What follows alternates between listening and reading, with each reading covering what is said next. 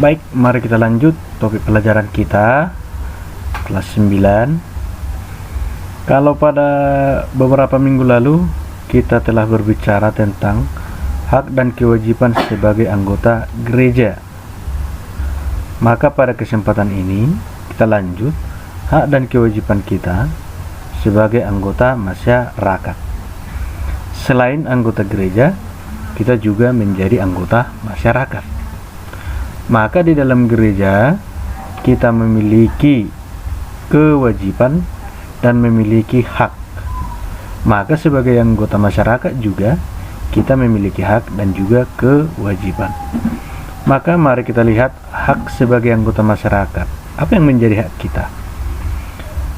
Tentu saja ada yang kita sebut dengan hak asasi, yakni hak untuk hidup. Setiap orang memiliki hak untuk hidup. Karena itulah disebut hak asasi manusia. Lalu hak kemerdekaan. Apa itu kemerdekaan? Kebebasan mengatur kehidupan sendiri. Jadi kita memiliki hak merdeka, bebas untuk mengatur diri kita sendiri. Lalu ada juga yang disebut dengan hak memiliki kebendaan. Kita memiliki hak untuk memiliki benda, barang yang ingin kita miliki. Hak mengeluarkan pendapat. Di dalam masyarakat kita mempunyai hak untuk mengeluarkan pendapat, mengeluarkan ide, buah pikiran. Lalu hak mendapat perlindungan hukum. Di dalam masyarakat kita memiliki hak untuk mendapat perlindungan hukum ataupun perlindungan undang-undang. Hak mendapat pendidikan dan kesempatan berkembang. Tentunya ini menjadi hak kita untuk mendapat pendidikan dan juga ada kesempatan bagi kita untuk berkembang. Nah, hak mendapat pekerjaan dan penghidupan yang layak. Ya, itulah hak kita sebagai anggota masyarakat. Hak berkumpul dan berserikat atau berorganisasi. Banyak organisasi dalam masyarakat. Bisa kamu ikuti ya jika kamu tertarik. Dan bisa juga kamu membentuk organisasi baru. Lalu hak memilih dan menjalankan agama atau kepercayaan masing-masing. Ya, kita bebas melaksanakan,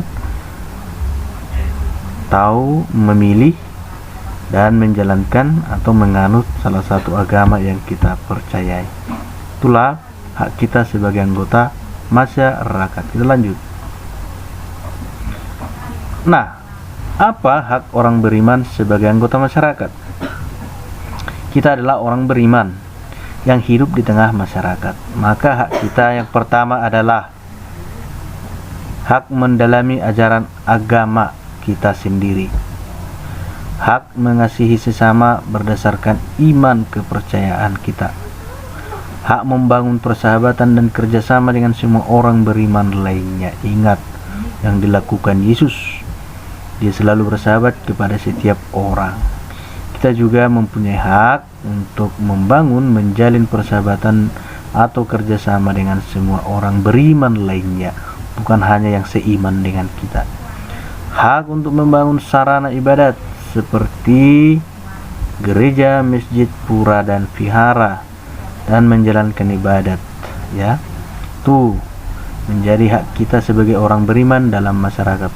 Dan yang kelima, hak mengembangkan iman ke arah yang lebih baik. Ya, oke, itu hak kita sebagai orang beriman di tengah masyarakat. Lalu sekarang apa yang menjadi kewajiban sebagai anggota masyarakat? Pertama, kewajiban menjaga ketertiban umum. Apa itu ketertiban umum? Tentunya ketentraman, keberlangsungan hidup di tengah masyarakat. Mari menjaga, jangan mengganggu orang lain, jangan mengganggu agama orang lain. Lalu wajib menaati dan menjunjung tinggi hukum, ya. Mari kita sebagai anggota masyarakat menaati undang-undang yang berlaku. Ketiga, kewajiban turut serta dalam pembangunan masyarakat. Mari kita turut serta memberikan partisipasi dalam pembangunan masyarakat, tentunya dengan ikut membayar pajak, misalnya bayar listrik, bayar air, ya, dan yang lain-lain. Lalu kewajiban menjaga keamanan, sama dengan nomor 1, menjaga ketertiban umum.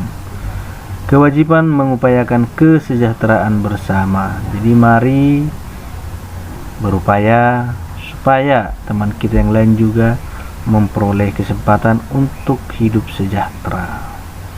Kewajiban membangun dan memelihara kebersamaan, kesatuan dan kerukunan. Oke, sama dengan nomor 1 dan nomor 3. Lanjut. Melaksanakan kewajiban sebagai perwujudan iman. Sebagai orang beriman tentunya kita harus laksanakan kewajiban kita, harus kita wujudkan di dalam hidup bermasyarakat. Ya, kita tidak cukup hanya berkecimpung di dalam gereja, tetapi juga harus keluar. Mari kita laksanakan kewajiban kita, kita wujudkan sebagai bentuk bahwa kita memiliki iman.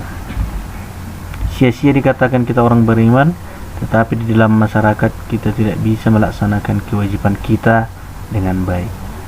Pertama, Tuhan Yesus menunjukkan bahwa melaksanakan kewajiban sebagai warga negara merupakan perwujudan iman kepada Allah. Lewat perumpamaan tentang dua sisi koin. Ya, dalam Matius 22 ayat 15-22. Yesus mengingatkan bahwa sesungguhnya memenuhi kehendak Allah untuk berperan serta mensejahterakan masyarakat. Itulah penghayatan iman yang harus menjadi dasar pelaksanaan kewajiban kita. Yesus juga sebagai warga masyarakat Yahudi, dia ikut melaksanakan kewajiban di sana. Dia membayar pajak bait Allah. Ya, dia tidak mau menjadi batu sandungan bagi orang-orang di sekitarnya, tetapi dia turut serta ikut peraturan sebagai anggota masyarakat Yahudi. Maka kita juga harus sanggup menjalankan kewajiban agama kita dan juga melakukan kewajiban kita sebagai anggota masyarakat. Jadi tidak boleh timpang, hanya mendahulukan kewajiban agama tetapi menomorduakan kewajiban negara. Itu harus sejalan. Itu yang diteladankan oleh Yesus. Baik, sampai di sini pertemuan kita hari ini. Semoga pelajaran kita pada bab 2 ini semakin jelas, semakin lengkap. Kita sadar sebagai anggota gereja memiliki hak dan kewajiban. Kita juga sadar sebagai anggota masyarakat memiliki hak dan kewajiban. Hak dan kewajiban harus kita jalankan secara seimbang supaya kita menjadi warga masyarakat yang baik dan juga warga gereja yang baik. 100% warga gereja, 100% warga masyarakat. Demikian pertemuan hari ini. Terima kasih.